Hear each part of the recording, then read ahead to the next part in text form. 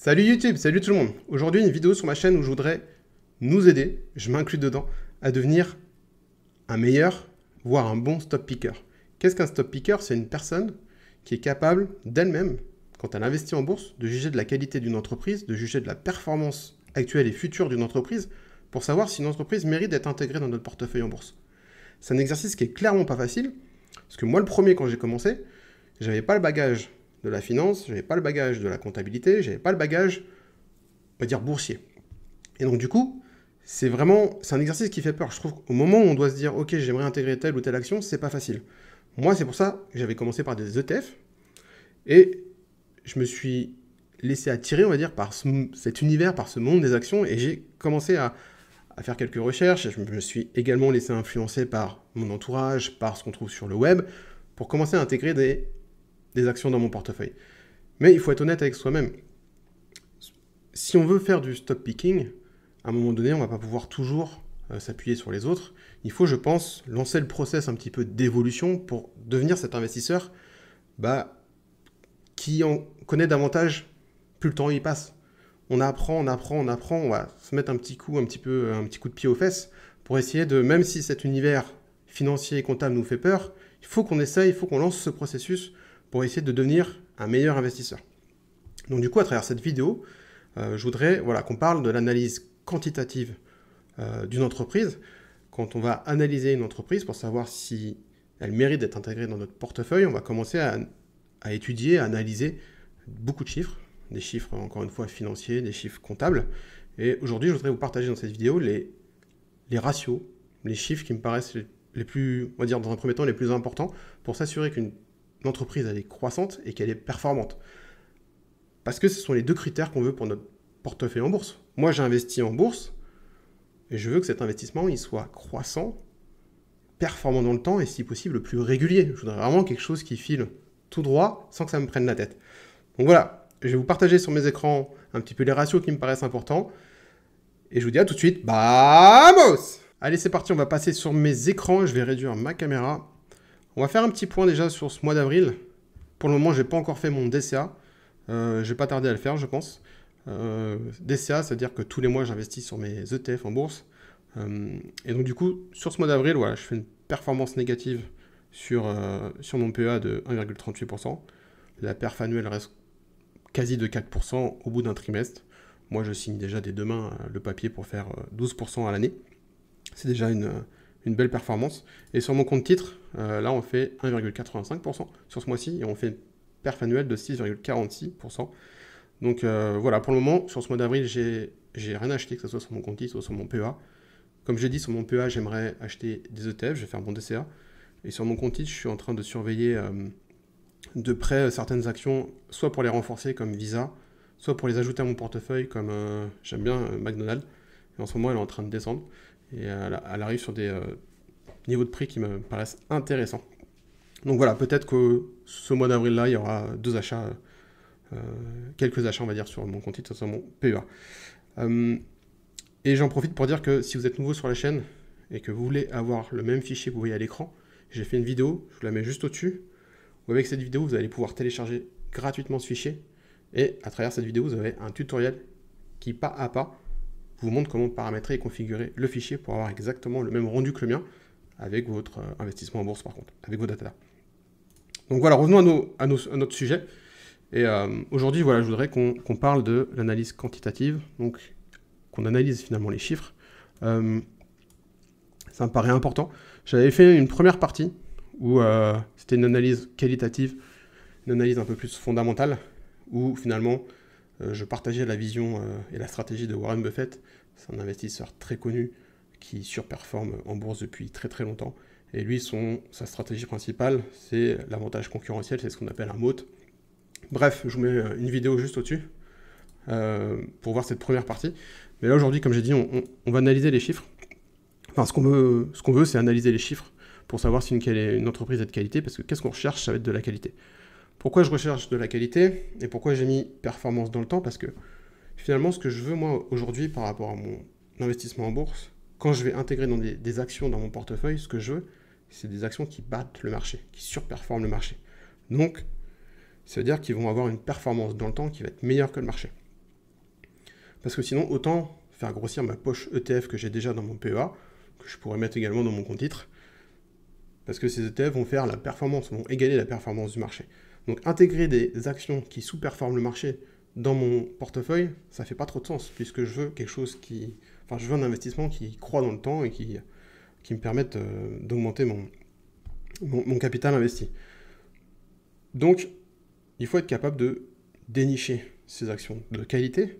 C'est pas facile, mais je pense que l'une des bonnes choses à faire, c'est effectivement de regarder quelles sont les entreprises qui surperforment, analyser leurs chiffres et finalement voir si dans ces chiffres il y a des redondances, finalement il y a des tendances qui vous permettent de dire ok, les entreprises les meilleures du marché, elles ont un taux de croissance à 2 chiffres, elles ont des marges de temps, elles ont un ROE, un ROI, bref de temps. On va essayer de voir les critères comme ça un par un et finalement ça va être voilà, ça va être un petit peu tout simplement chaque critère qu'on va pouvoir un petit peu quantifier et noter finalement de manière à se dire ok, cette entreprise elle a des chiffres qui sont très intéressants, elle a des ratios de qualité et ça va être encore une fois, faut pas oublier la première partie, l'analyse fondamentale, mais on va croiser l'analyse fondamentale et l'analyse quantitative. Si les deux sont bons, a priori, faudra se poser la question d'ajouter cette entreprise ou pas à notre portefeuille. Donc, quels vont être les critères qu'on va analyser pour tout simplement juger de la qualité d'une entreprise? Je pense que, de prime abord, si demain je vous pose la question, est-ce que tu veux investir dans mon business? La première chose que vous allez me demander, c'est est-ce que ton business il est croissant? Est-ce qu'il est rentable? Est-ce que tu as une situation financière qui est saine? On veut un business finalement qui rapporte de l'argent. Et donc du coup, pour une entreprise, ça va être à peu près la même chose. On va regarder effectivement si elle est en croissance, si elle est rentable, si sa situation financière elle est saine. Et donc du coup, je pense que pour analyser un petit peu tout ça, on a plusieurs critères. On va analyser la croissance, la profitabilité, la rentabilité, sa situation financière, sa trésorerie. Si c'est une entreprise qui verse du dividende, on va voir un petit peu comment elle gère tout ça. On peut également, je pense, juger de la qualité de la gestion de son dividende. On va vouloir forcément quelque chose qui va être régulier et stable dans le temps. On va vouloir éviter de faire le yo-yo. On va vouloir éviter un peu tout ce qui est cyclique. Et admettons qu'on check tous ces critères-là. Je pense qu'à la fin, il faut quand même se poser la question, poser deux questions encore. C'est un, la valorisation de l'entreprise. Même si elle check tout, est-ce qu'elle est trop chère en ce moment? Est-ce qu'on va tout simplement aller regarder le prix de son action, le prix d'une action, combien coûte une action, et on va se demander s'il est juste, s'il est bien évalué, ou s'il est surévalué, ou sous-évalué. Et toujours, je l'ai déjà mis dans cette première vidéo là-haut sur l'analyse fondamentale, toujours essayer de faire une comparaison sectorielle. Vous allez analyser une entreprise, même si tous les chiffres sont bons, il faut quand même, à mon sens, aller analyser ses principaux concurrents, parce que si jamais ses principaux concurrents ont de meilleurs chiffres, alors qu'ils étaient déjà très bons, autant investir dans les concurrents qui sont en tête du peloton plutôt que ceux qui sont à la traîne. Donc ça me paraît un peu logique. Et sur ce secteur aussi, on peut également aussi essayer de dégager les tendances du secteur, si c'est un secteur en déclin versus un secteur en croissance, et quelles pourraient être les perspectives à moyen et long terme d'un secteur. Voilà, on se doute assez facilement que tout ce qui est technologie a peut-être un peu plus de perspectives que tout ce qui va toucher les énergies un petit peu fossiles. C'est un cliché, mais encore une fois, c'est un exemple pour bien comprendre. Donc on va commencer par la croissance. Donc pour chaque critère comme ça, j'ai noté quels sont finalement les chiffres et quels sont les datas à aller étudier. Pour moi, la croissance, il faut regarder évidemment son chiffre d'affaires. Une entreprise, elle va vendre des produits ou des services. Il faut être capable de voir si son chiffre d'affaires, tout simplement, il est croissant dans le temps.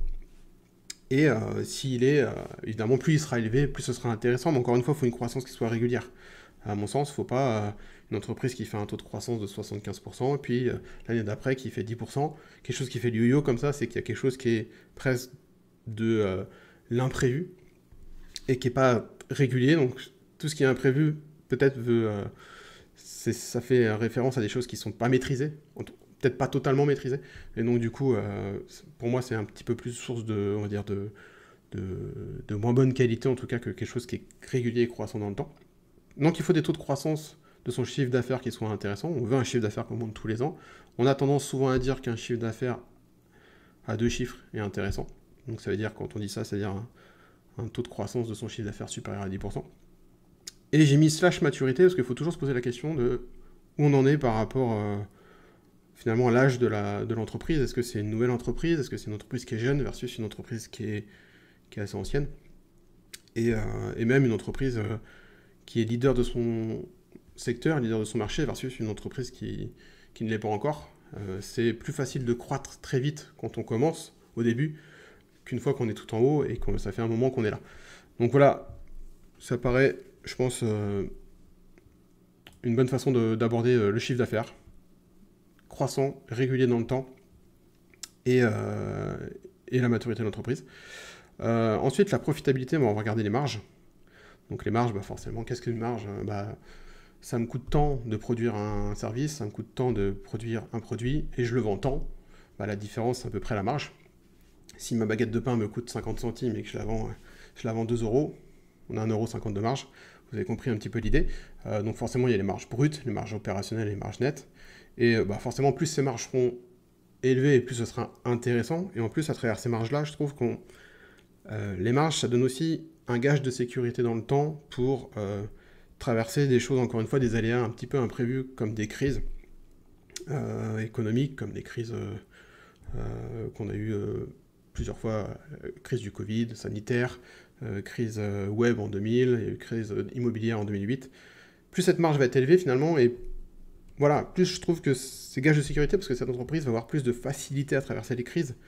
Là, je vois en ce moment, j'ai vu un exemple, là, il y a le cours du cacao qui a explosé, on dit que c'est une bulle, donc je ne sais pas combien il a fait, peut-être x10, x20, j'en sais rien, mais forcément, si vous êtes déjà une entreprise dont votre matière première est le cacao et vous avez des marges qui sont faibles, si demain votre matière première principale, elle explose, on se doute que, évidemment, tout de suite, ça a un impact sur la marge, et donc du coup, à quel point, voilà, une marge élevée en tout cas, à quel point ça peut être aussi gage de sécurité pour traverser ces aléas un petit peu imprévus et des aléas qui seraient plutôt négatifs, qui seraient plutôt des crises. En termes de chiffres, de ce que j'ai vu un petit peu j'ai fait mes recherches un petit peu partout sur le web et à travers des articles et ce genre de choses. Une marge brute, on veut qu'elle soit le plus élevée possible, mais souvent au-dessus de 50%, c'est déjà de très bonne qualité. Marge opérationnelle, ça va être au-delà de 20%, et une marge nette, ça va être au-delà de 15%. Je vous mets des chiffres comme ça. Encore une fois, c'est des premières pistes pour avoir, on va dire, déjà un élément de comparaison. Parce qu'on peut noter tous ces ratios qu'on veut, hein, mais après, quand on a les chiffres, faut être capable de se dire, ok, ils sont bons ou ils sont pas bons. Donc, d'après mes recherches, voilà, c'est un petit peu ce que j'ai vu un peu partout. La rentabilité, là, on va plus être sur la rentabilité par rapport aux capitaux. Donc, le ROE, c'est capitaux propres, ROA, total des actifs, ROIC sur le capital investi, ROCE, pardon, c'est le ROIC avec les dettes, et le bénéfice net par action. Donc, je ne vous refais pas toutes les définitions une par une.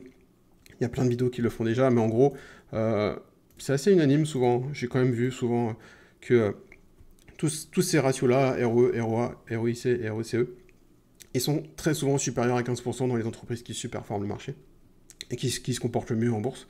Donc du coup, je pense qu'en mettant un critère supérieur à 15%, on a déjà, c'est déjà un bon premier critère. Les bénéfices nets par action, lui par contre, il faut qu'ils soient croissants dans le temps. Ensuite, on va essayer de juger de la situation financière d'une entreprise. Pour ça, en fait, on va regarder le ratio de dette sur EBITDA. Donc le ratio de dette sur EBITDA, souvent, il vous donne un chiffre. Et comment il faut interpréter ce chiffre-là? C'est assez simple, admettons que le chiffre, ça soit 2, là. Ça veut dire qu'en 2 ans, la société est capable de rembourser toutes ses dettes. Donc forcément, plus le chiffre est élevé et plus ça fait peur. Et plus le chiffre est bas et mieux c'est. Voire même des fois, quand une entreprise n'a pas de dette, le ratio, c'est pas calculable, quoi. Donc c'est très intéressant. Et le payout ratio, ça, c'est un ratio qui concerne les entreprises notamment qui versent un dividende. Sur tout le cash qui lui reste, ça va mesurer combien représente le versement du dividende. Et donc du coup, plus ce ratio est bas, et plus encore une fois là, c'est sain, parce que c'est sain pour plusieurs raisons. Ça veut dire que déjà, d'une part, vous avez moins de chances que le dividende se fasse couper. Encore une fois, projetons-nous dans une situation de crise. Si on a une entreprise qui a un payout ratio de, je sais pas, 80%, ça veut dire que sur le cash qui lui reste, 80% de ce cash va être versé en dividende. donc il lui reste que 20%. Si jamais demain il y a une crise, il y a plus de chances qu'elle coupe le versement de ce dividende qu'une entreprise qui a un ratio de 20%. Donc voilà, c'est important à comprendre un petit peu le payout ratio quand on est sur une entreprise qui verse du dividende. La trésorerie saine, c'est tout ce qui va être free cash flow. Donc là, il faut avoir des free cash flow qui soient croissants dans le temps. Et ça, encore une fois, c'est super important aussi. C'est le cash qui va rester à l'entreprise à la fin. Et ce cash, elle peut le réinvestir. Enfin, elle peut vraiment faire plein de choses. Elle peut le réinvestir. Elle pourrait décider de verser un dividende. Elle pourrait décider de racheter des actions. Elle pourrait décider de... Souvent à ses salariés, elle peut également filer des actions. Enfin bref, il faut un free cash flow qui soit croissant dans le temps. C'est signe d'une bonne trésorerie.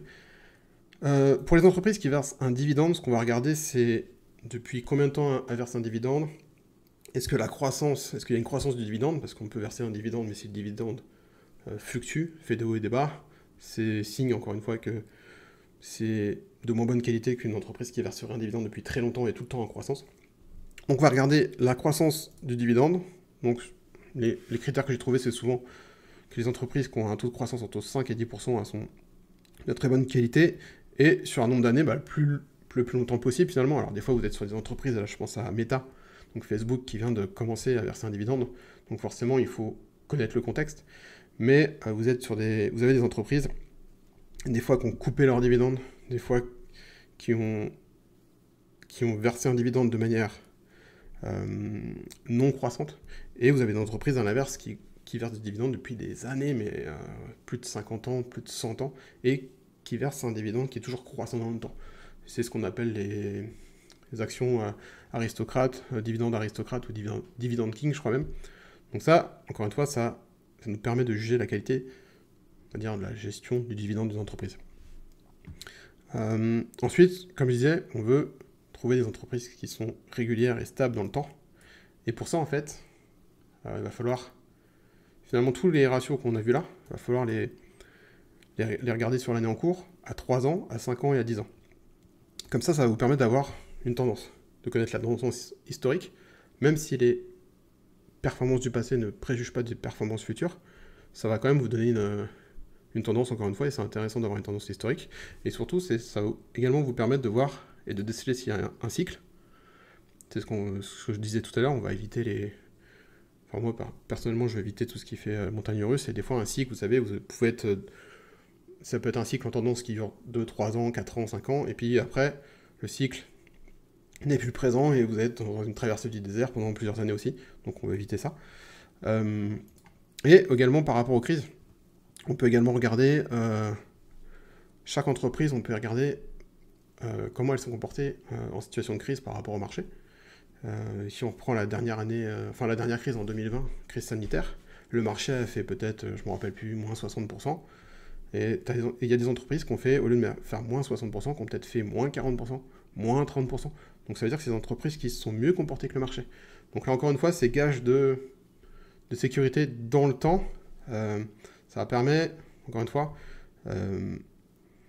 d'avoir plus de chances de perdurer dans le temps et de mieux traverser ces situations de crise. Donc encore une fois, c'est important de faire cet exercice-là sur plusieurs années pour juger de la qualité d'une entreprise à encaisser les crises.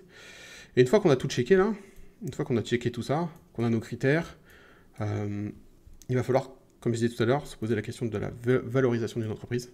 Aujourd'hui, il y a deux grandes méthodes, souvent qu'on retrouve partout, c'est un peu le PER et le discounting cash flow. Et donc le PER, ça va vous permettre de... je crois que c'est une valorisation par rapport à ses bénéfices. C'est-à-dire qu'un PER, ça va être un nombre entier. Par exemple, vous avez un PER de 50, c'est-à-dire que vous êtes prêt à payer 50 fois les bénéfices de cette entreprise. Le discounting cash flow, c'est par rapport au free cash flow, si je dis pas de bêtises. Bref, en fait, l'idée, c'est que ça va vous donner un prix théorique et ça va vous donner finalement une idée de savoir si, à l'heure actuelle, cette entreprise, elle est survalorisée, elle est bien valorisée ou elle est sous-valorisée. Moi, je trouve que c'est super intéressant à faire. L'exemple parfait dans mon portefeuille, c'est Equasens, qui est une jolie entreprise, qui a des très beaux résultats, et en fait, je l'ai payé pendant le Covid, et je fais moins 50% sur cette entreprise, alors que c'est une très belle entreprise. Et donc, je pense que je l'ai acheté à un moment donné où c'était trop cher, et je n'ai pas prêté trop attention à la valorisation, j'aurais dû. Mais parfois, est-ce qu'il vaut mieux pas payer une entreprise qui est un peu plus cher, un peu plus surévalué, mais qui surperforme dans le temps de manière systématique, plutôt que de payer une entreprise qui est bien évaluée, mais qui sous-performe, quoi. Donc, mais il faut le faire, il faut quand même faire ce travail de valorisation pour avoir une idée. Et enfin, la dernière branche, c'est effectivement la comparaison sectorielle, c'est ce que je disais tout à l'heure. Assurez-vous par rapport à ses concurrents, allez mesurer chaque entreprise par rapport à ses concurrents, voir où elle se situe dans son secteur, voir quelles seraient les différences avec ses concurrents, voir si effectivement, quand vous allez analyser ses concurrents, pareil sur 1, 3, 5, 10 ans, vous allez voir la tendance d'un concurrent versus la tendance de l'entreprise que vous êtes analysé. Peut-être que des fois, vous allez avoir les concurrents qui ralentissent et celle-ci qui accélère, ou inversement. Et puis, de toute façon, vous allez voir si finalement, elle se situe en tête de peloton ou en fin de peloton du secteur. Et il vaut mieux, quitte à choisir, investir sur les meilleurs éléments, je trouve. Donc voilà, ça c'est vraiment... Il faut analyser tous ces critères-là. Il y en a pas mal, hein. Mais finalement, je trouve que c'est un exercice intéressant. Et moi, c'est un exercice que je vais essayer de faire le plus souvent possible. Parce que ça, je trouve, en faisant toutes ces recherches-là, ça vous donne de la culture générale, un peu, je trouve, sur l'entreprise. Ça va vous amener des informations que vous n'aviez peut-être pas forcément au départ. Et je trouve ça super intéressant. Et évidemment, vous pouvez également vous aider de certains outils. C'est ce que j'ai mis là. Alors, l'outil le plus connu, ça va être le screener, hein. Le screener, je pense qu'on connaît tous, on en voit pas mal, hein. J'ai mis exemple de Guru Focus.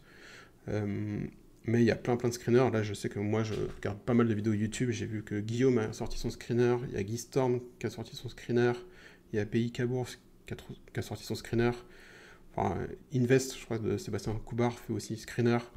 Voilà, ils font tous des screeners. C'est des outils, évidemment, qui vous aident dans l'analyse quantitative d'une entreprise. Après, c'est souvent payant. Donc, bon, moi, pour le moment, je suis pas prêt à payer pour faire pour avoir accès à des screeners. Et dans ce cas-là, des sites comme Zone Bourse, comme Morningstar sont vraiment super intéressants parce qu'ils ont un contenu qui est gratuit déjà. Et ça peut être intéressant déjà d'aller collecter des datas chez eux. Après, évidemment, j'aurais dû commencer par ça, mais le truc le plus évident, c'est d'aller lire les rapports financiers et comptables sur les sites officiels de chaque entreprise. Vous avez au courtier en ligne également, Bourse Direct, moi, DeGiro. À chaque fois que j'ai investi dans une entreprise, ils vont quoi qu'il arrive, vous mettre des onglets, des menus qui vont parler justement de tout ce qui est, de toutes les datas qu'on vient de voir. Les réseaux sociaux, ça peut être aussi intéressant. Moi, j'aime beaucoup Twitter là-dessus. Alors, c'est complètement différent de YouTube, mais sur Twitter, il y a vraiment des gens, alors c'est à l'écrit, hein, qui font des fois même des belles fiches, qui vous mettent les plus gros ratios évidents, mais ça, déjà, c'est un premier résultat, des premières recherches et des premières datas que vous pouvez obtenir comme ça. Et évidemment, il y a des livres. Moi, je suis un peu moins fan des livres, mais parce que j'ai du mal à lire, mais je préfère le format vidéo. Mais les livres, évidemment, je pense notamment à tous les livres qui vont être sur les investisseurs, les grands investisseurs, où ils vont vous expliquer leur méthodologie, leur process, leurs critères de sélection, leur échelle d'évaluation. Enfin bref, c'est vraiment super intéressant aussi. Et je pense que j'aurais pu mettre une autre flèche avec 3 petits points, parce que doit y avoir pas mal d'autres outils aussi, peut-être que j'ai pas à ma connaissance. Mais déjà, à travers du contenu gratuit, vous allez déjà pouvoir déjà accumuler pas mal de data et commencer à faire votre petit, screener personnel, individuel. Vous mettez tout simplement sur Google Sheet, et vous faites votre fiche avec tous les critères qu'on a vus, avec une colonne pour 1 an, 3 ans, 5 ans, 10 ans. Vous faites des taux de variation pour voir un petit peu comment ça évolue d'année après année.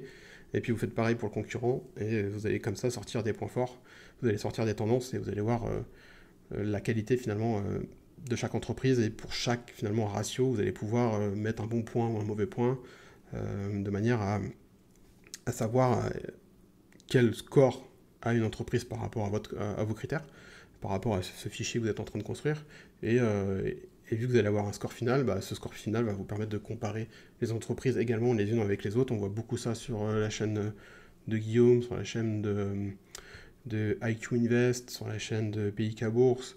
Je trouve que c'est vraiment des chaînes qui sont super intéressantes, qui donnent déjà pas mal de contenu et surtout des façons de faire, des méthodologies pour appréhender un petit peu mieux toute cette analyse quantitative.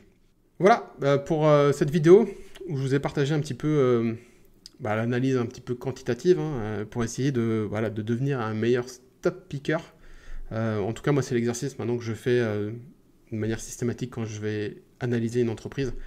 Et voilà, c'est l'évolution vers laquelle je veux tendre. Je vais essayer de devenir un meilleur stop picker et pourquoi pas devenir un bon stop picker. J'en suis encore loin de là. Moi aujourd'hui, je me considère vraiment comme un pur débutant sur la partie stop picking, vraiment, hein, c'est sans faire d'exagération. C'est vraiment un exercice qui m'est compliqué pour moi, parce que j'ai pas encore assez confiance en mes compétences, je me considère pas encore assez compétent, et quand j'investis à travers des actions, souvent, aujourd'hui, je me fais encore trop influencer par, j'allais dire mon entourage, par tout ce qui est extérieur à moi, ça peut être le web, comme les amis, la famille, bref, je me laisse encore trop souvent influencer, et j'aimerais être autonome et complètement indépendant justement dans ces choix-là, dans ce stop picking, être capable d'ajouter des nouvelles actions à mon portefeuille, mais être également capable de couper certaines positions, être capable de juger finalement à l'instant T de la qualité de l'entreprise, mais également de la qualité de sa performance à venir. Parce que là, on est parti pour investir sur du long terme. Et pour investir sur du long terme, à mon avis, il ne faut pas se leurrer, je pense qu'on n'aura pas les mêmes actions pendant 30 piges dans notre portefeuille. C'est pas comme les ETF. Les ETF, on accumule, c'est assez facile à comprendre. En plus, c'est assez facile, voilà, il n'y a pas beaucoup d'analyse à faire. On n'est pas là plusieurs fois par an à essayer d'aller étudier les chiffres d'une entreprise, quels ont été les résultats de cette année, est-ce qu'elle se comporte bien ou pas. Les ETF, c'est le marché. Voilà, on réplique le marché et c'est déjà super bien. Moi, encore une fois, hein, je suis absolument pas, j'ai pas d'a priori négatif et c'est pas c'est pas péjoratif quand je dis les gens qui investissent en ETF. Moi, j'ai un gros socle d'ETF qui est aujourd'hui de 50%. Je le dis régulièrement, j'aimerais qu'il soit plus vers 70%. Parce que moi, déjà, égaler la performance du marché, faire tous les ans, on va dire, entre 8 et 10% sur les marchés, je trouve ça déjà super intéressant en comparaison des autres investissements qu'on pourrait faire, comme une assurance vie, comme de l'immobilier, comme, je sais pas, l'investissement en économie réelle, d'autres livrets comptables d'épargne, pardon. C'est déjà pas évident d'avoir un rendement régulier chaque année entre 7 et 10%, quoi. Donc la bourse m'en fournit ça, donc j'en suis très content, et je suis très content de ce socle d'ETF. Mais les actions, voilà, c'est quelque chose, comme j'ai déjà dit, ça m'attire de plus en plus, et ça m'attire parce que j'ai envie d'aller chercher, et j'ai envie d'aller intégrer dans mon portefeuille les actions qui surperforment le marché dans le temps. Mais je veux être autonome. Et voilà, c'est un exercice qui est compliqué à faire, mais je me force, et à travers cette chaîne, j'essaye d'un petit peu, toujours comme d'habitude, de vous partager un petit peu mon évolution, les exercices que je suis amené à faire. Voilà, là, vous l'avez vu, hein, tous les ratios qu'on avait vus. Maintenant, quand j'analyse une entreprise, je les check un par un, je regarde s'ils cochent bien les critères, ils sont bien dans la bonne notation qu'il faut, pour mettre un peu ce travail de scoring, quoi, check, quoi, pour voir si finalement ça peut être une entreprise que je vais intégrer à mon portefeuille. Et je pense que je ferai une troisième vidéo, où là, ça serait plus sur l'analyse technique, l'analyse graphique. Moi, ça me parle beaucoup plus. J'aime bien les actions qui vont tout droit. Souvent, je dis les actions qui vont tout droit, c'est quand vous mettez un graphique sur du long terme, c'est vraiment quelque chose qui monte, encore une fois, de manière régulière et croissante. Et ça me parle beaucoup plus à l'heure actuelle, parce que c'est beaucoup plus simple à comprendre, c'est un graphique. Donc, je pense que je vais faire une troisième partie là-dessus.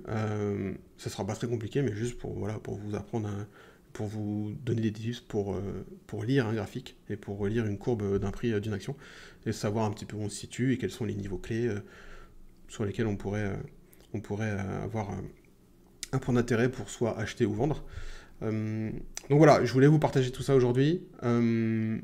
Là, on est sur ma page, je la mets en description. C'est une page notamment qui est super cool, qui vous permet de prendre contact en privé avec moi, notamment à travers Twitter ou à travers Discord. Discord, c'est super cool. Là, ce mois-ci, j'ai eu 3-4 personnes qui sont venues me voir. Je ne vais pas citer leur prénom, mais ils sont venus me voir en privé, et c'est la première fois qu'à travers nos échanges, il y avait des imprimés écrans où je voyais mon fichier Google Sheet, donc ce fichier-là, où je le voyais avec leur data à eux. Et c'est tout con, je savais qu'il y avait des gens qui téléchargeaient mon fichier, mais de le voir vraiment dans des imprimés écrans, dans des partages d'écran, ça prend sens, et je suis hyper content parce que je me dis que j'arrive à aider des gens qui sont comme moi, et c'est le but de la chaîne, qui ont décidé de se lancer en bourse et de gérer cet investissement tout seul, presque, j'ai envie de dire, même si on peut toujours, encore une fois, se servir du web et de plein de choses qu'on a autour de nous. Mais ils ont décidé de gérer ça tout seul, et ils utilisent mon fichier. J'ai trouvé ça super touchant. Je trouve que je suis hyper content. Ça fait complètement sens, ça donne sens à ma chaîne. Donc je suis hyper heureux par rapport à ça. Donc voilà, n'hésitez pas à utiliser mes réseaux privés mes réseaux sociaux échanger en privé avec moi. Vous trouverez également le lien qui envoie vers le fichier de suivi que vous pouvez créer et télécharger gratuitement. Créer une copie et télécharger gratuitement, pardon. Et vous avez 2 liens là, si vous voulez vous lancer en bourse. Vous avez 30 € offerts en frais de courtage sur Bourse Direct et 100 € offerts sur DeGiro, qui sont mes 2 courtiers, pour mon PEA Bourse Direct et pour mon compte DeGiro. Toujours ça de prix, moi je gagne rien d'autre. C'est plus pour vous. Et des frais de courtage, certes, c'est pas énorme, mais c'est toujours ça de prix. Au moment où vous allez faire vos premiers achats, vous aurez des frais que vous ne paierez pas du coup. Donc voilà, je vais finir en disant merci d'avoir regardé la vidéo. N'hésitez pas à liker la vidéo, à vous abonner à la chaîne, à laisser un commentaire. Dites-moi si vous, c'est quelque chose de facile pour vous, le stock picking, ou si c'est quelque chose que vous êtes en train d'apprendre. Et je vous dis à très bientôt sur la chaîne pour une nouvelle vidéo. C'était Papa Investi. Prenez soin de vous. Vamos!